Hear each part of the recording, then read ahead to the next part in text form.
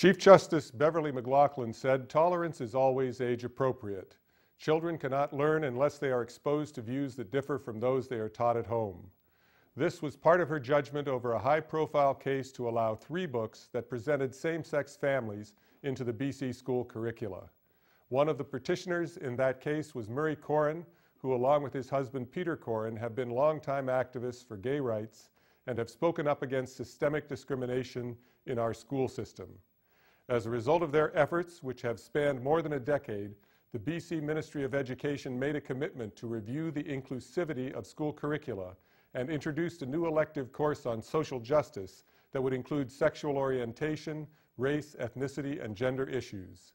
Peter and Murray are here with us today for a discussion about the need for greater acceptance of diversity in education, how far we've come in this cause, and what more needs to be done. I'm Paul Shaker, and this is An Education Matter.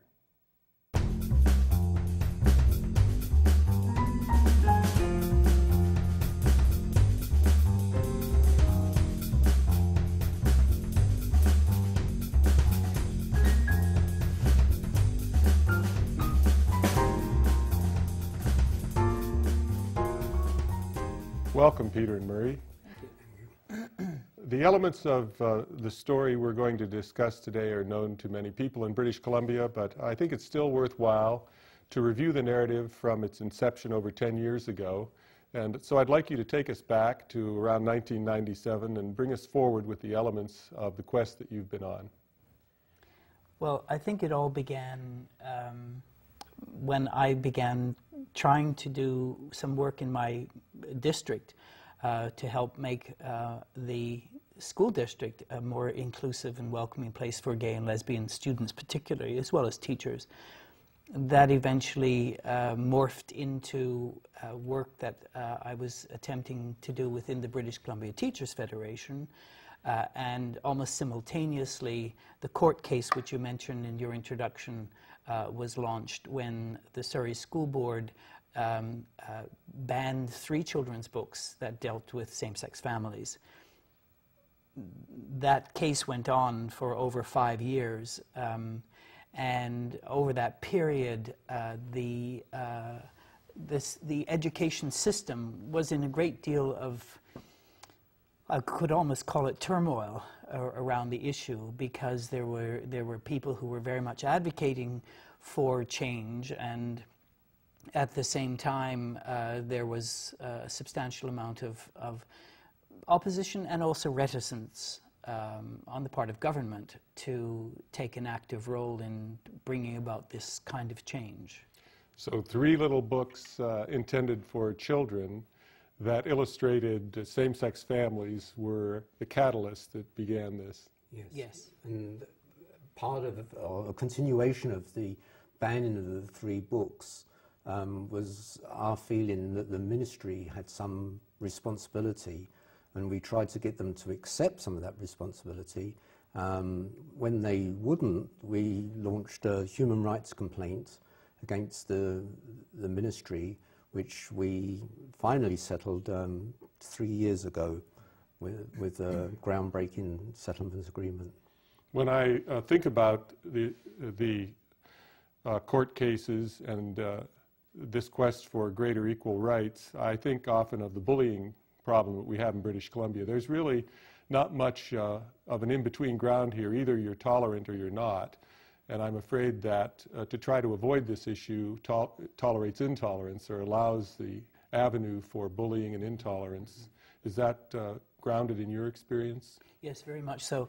When the Ministry of Education was doing some investigation around the province as to what some of the causes of bullying are, out of the responses which they got, overwhelmingly, it was found that homophobic bullying was the most prevalent of all forms of bullying, and there have been many instances of students who have been physically, verbally assaulted, even to the point of students either dropping out of school or committing suicide. I think it is one of the central causes of teenage suicide, from what I understand. It is. And one of the disappointing things of all that work that they did on that report was that there wasn't a single recommendation dealing with homophobic bullying. No. Although it was the main issue that was brought up throughout the province. And so that's one of the motivations behind the work you've been doing. I think sometimes people associate your type of advocacy with an aggressive posture, but in some ways it's a defensive posture. And it's a response to persecution. It's not simply an advocacy for the sake of changing society. No, and that's correct. You know, we've always maintained that public education needs to be safe, welcoming, and inclusive of every student who attends. And if that isn't the case, then we need to look at why and what we can do about it. Now, we've come a long way in 10, 12 years. Help us to understand what it felt like in 97 and 99 and 2001 to be fighting these battles. Well, I mean, there was outright aggression at some of the meetings, and several times, you know, it got quite dangerous. And the language that was used in those days, including by teachers, I would add, would never be used nowadays. You know, so you know, we've really moved so far in 10 years. It's hard to believe, unless you perhaps look back some old footage of those days and see what the reactions were and the language that was used. And nowadays, there's a much more openness and willingness to discuss and to deal with the issues. Yeah, and 10, 15 years ago, there was total silence in the public education system around the issue of gay and lesbian people. The conversation is now happening, and that's very encouraging. I want to explore a little bit what the objections are of people then to the activism that you were a part of. What were some of the specific concerns that they would raise against the three little books at that time? Those objections in some quarters still exist today. So there are still those people who bring forward the same kinds of arguments and objections to the work being done. Those objections usually revolve around religious questions and are brought forward primarily by the religious right. And specifically that it's a sin, this type of behavior, it's unnatural. I mean, how do you justify in a secular school setting notions of sin or scripture being introduced to the selection of the curriculum? Well, we have a school act in this province that states that public education must, or schooling, must be conducted on strictly secular, non-sectarian principles.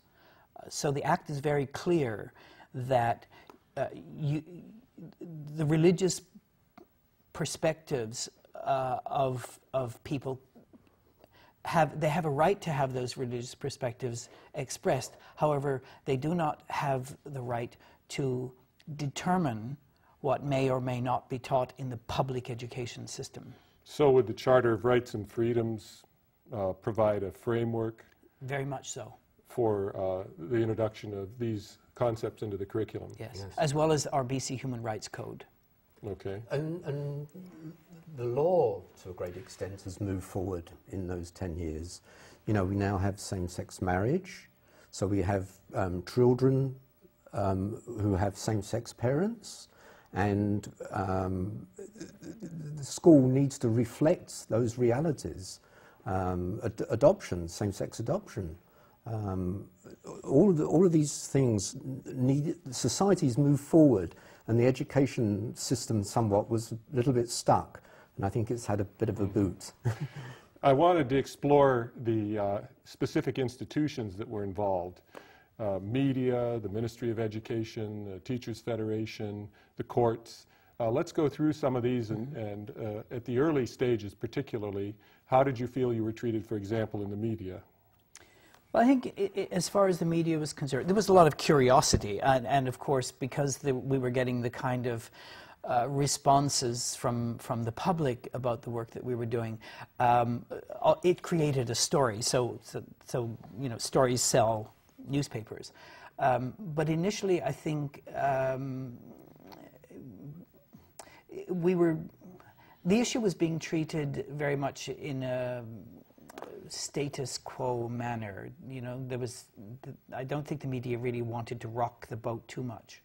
However, as time has gone on, and because of the work that we've done with the media over those years, I think we have a level of trust and relationship with the media that now has probably brought them forward to the point where they give us a much more objective coverage than they might have done earlier. These institutions, Peter, do you have any reflections on how you think the case was treated by the ministry, the federation, the courts, or other institutions in the province? Well, I think the ministry were very, very reluctant.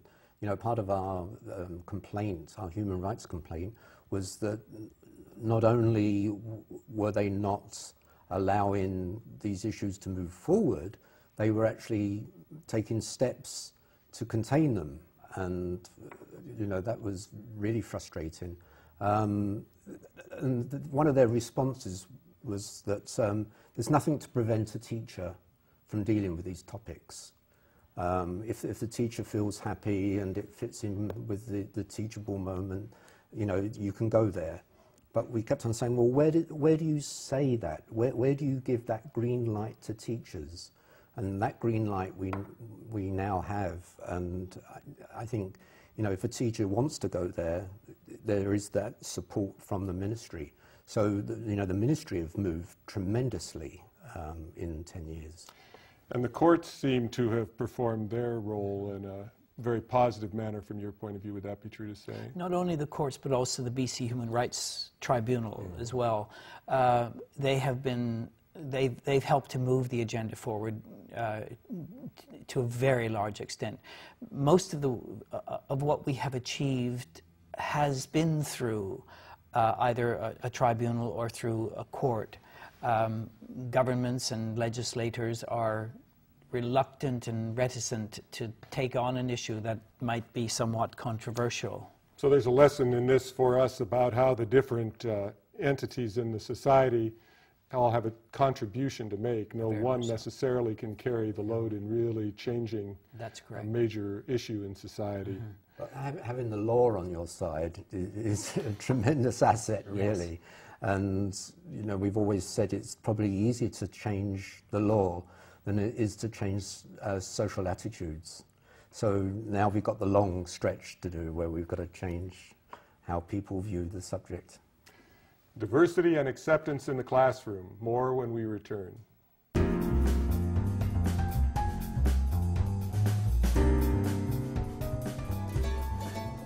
For more than 40 years, the Faculty of Education at SFU has been delivering academic programs that are innovative and responsive. Based on the academic research of our professors and the expertise of practicing teachers from your communities, our programs are designed to meet classroom needs. As a community, we're piecing together a successful education experience for students today and in the future.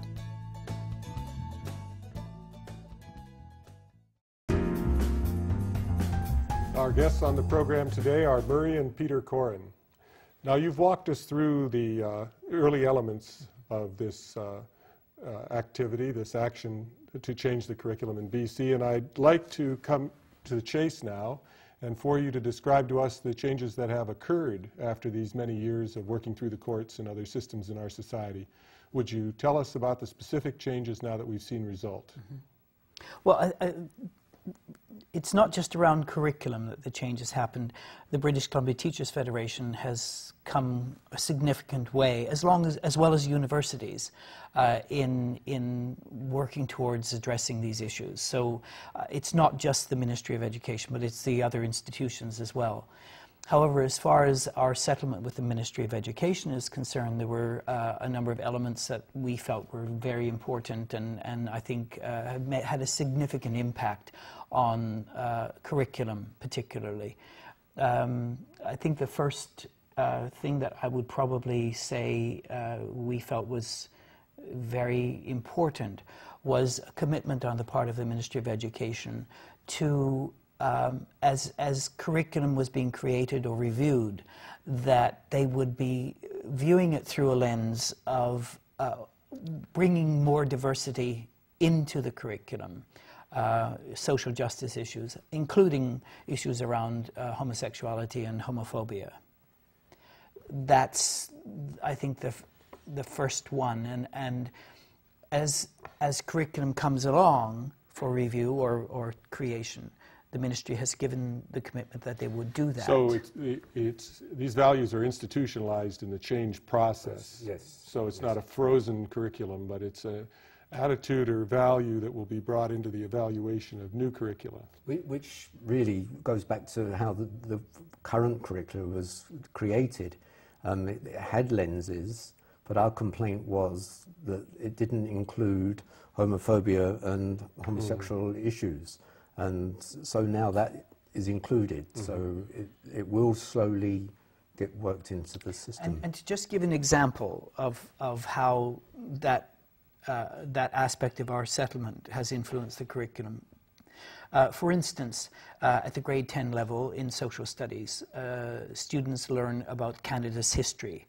And one small aspect of that has to do with the struggles that oppressed minorities have faced over history within this country.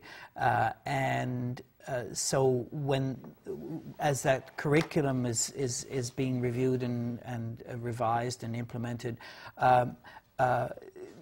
instead of just looking at, say, the oppression of Aboriginal people or the oppression of women, issues around sexuality, homosexuality, and so on will be incorporated into that. So it's not, as some people have claimed, oh, they're going to be implementing a homosexual curriculum. Not at all.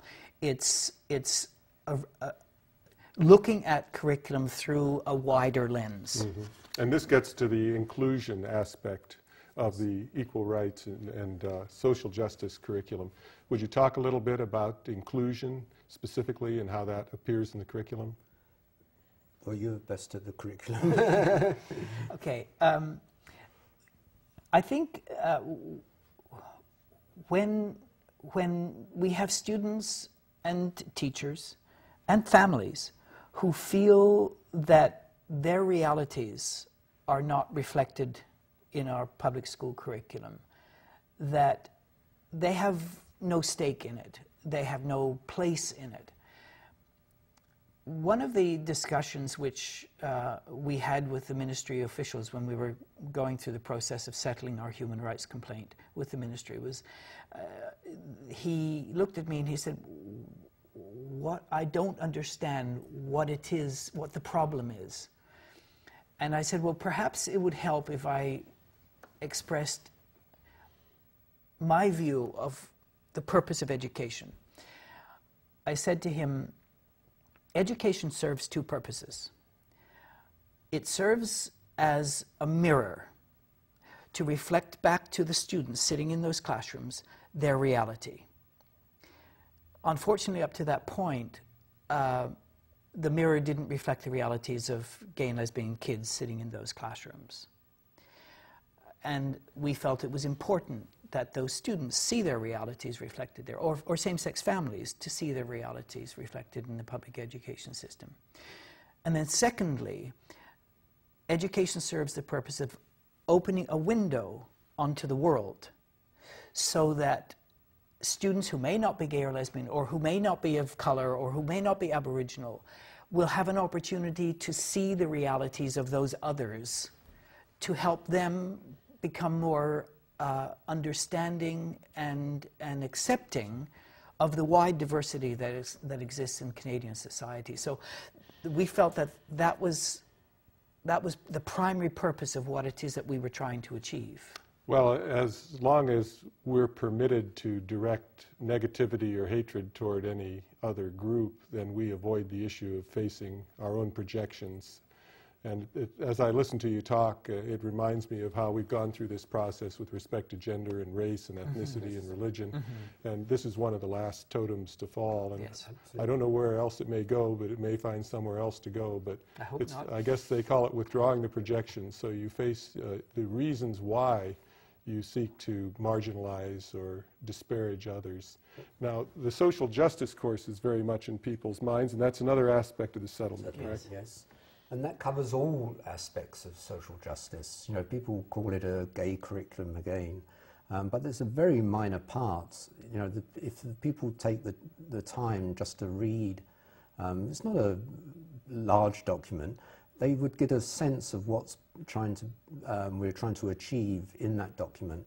And the students that have taken the course are just thrilled with it. They think it's one of the best courses that they've had, and they think it should be mandated, and it probably even mandated at the grade 10 level. You know, they sort of, it's something that they were waiting for in their education, and it's tremendous response from the students. And I think that the public that have been misled by certain groups should take the time to read the document. If they want to find the document, where should they look? If they go to the Ministry of Education's website, look under publications, and then look under publications for teachers and administrators, all the curriculum documents are there. And then if they would go to the social studies section of the curriculum documents, there it is. Okay. Now, Murray, this is a elective course. Would you describe a little bit the conditions that need to be in place for a student to take the course? Well, that depends on which district you're in. For instance, in a district such as Vancouver or Coquitlam or whatever, students, as long as there are enough students to make up a class, and there's a teacher who's prepared and willing to teach the course would run. This is not the case in Abbotsford, for instance, where last spring 96 students at one high school signed up for the course, but then 2 weeks before the course was to begin in September, the Abbotsford board chose to force the teacher who was going to teach it to revise the course, remove all references to sexual orientation and gender identity and so on, and rename the course and had it presented as an independent directed studies course. As a result of that, the students who had the course denied to them conducted protest marches and so on, and it's become quite an issue in the Abbotsford community now. We tried to get the Abbotsford School Board to rescind its decision to ban the course. They refused to do so, so we're in the middle of a human rights complaint against the board and are hoping next month to go into settlement procedures with the board around this issue. So it depends very much on the part of British Columbia you're talking about. Well, it's an object lesson then in the way schools work, isn't it? Yes. Some things seem very top-down, but there's still local influence, and boards of education still have an ability to dictate what's going on in their schools. But what's really interesting is that the board has since changed its decision and is offering the course in September in its entirety, but students have to have parental written permission to take the course.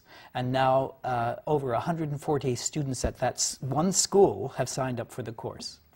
It keeps getting more complex, Yes, doesn't it? it does. And I think that influence on the school board comes from a very small vocal minority, which is one of the big problems, I think, where a minority has a very loud voice or too much influence on what goes on in the general community. Well, the good news in this is that people feel empowered to express themselves just as you did, and hopefully there'll be an equitable system for adjudicating all of this.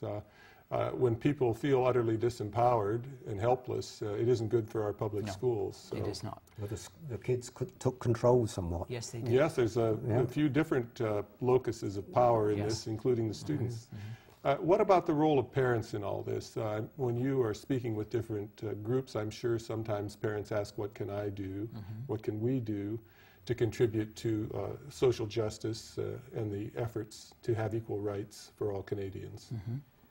Well, it's amazing the amount of support we have had over the years from groups such as PFLAG, which stands for the Parents, Friends and Families of Gays and Lesbians, from the gay community itself, and from the wider community. You know, I have hundreds of colleagues who have contacted me as a teacher to express their support, and who themselves have taken on the issue in their own classrooms and have bravely stood up for diversity in their classrooms and in their lives, and that's very encouraging. If the parents are interested in social justice, encourage the schools to offer the course.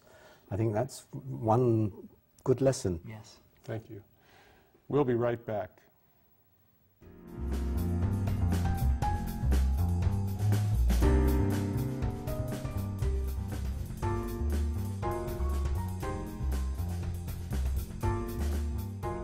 At first glance, our public schools seem to exist for the purpose of preparing youth for economic competence in society. Most people would also agree that the schools should encourage good health practices and the rudiments of citizenship. The progressive legacy of education, however, has more ambitious goals. In addition to the transmission of culture, progressive educators also call for the reconstruction of society, aspiring to more perfect arrangements. This desire to reform society often puts our schools at odds with parents and others. Educators assume a heavy responsibility when they are juxtaposed between parents and children in the examination of values. There are many checks and balances, however, that protect the interests of continuity as well as those of reform. Ultimately, this tension between educators as perpetuators of the social values and the idea that they are reformers is at the heart of the profession of teaching. It illustrates again the trust we place in our teachers. Thank you for watching Your Education Matters.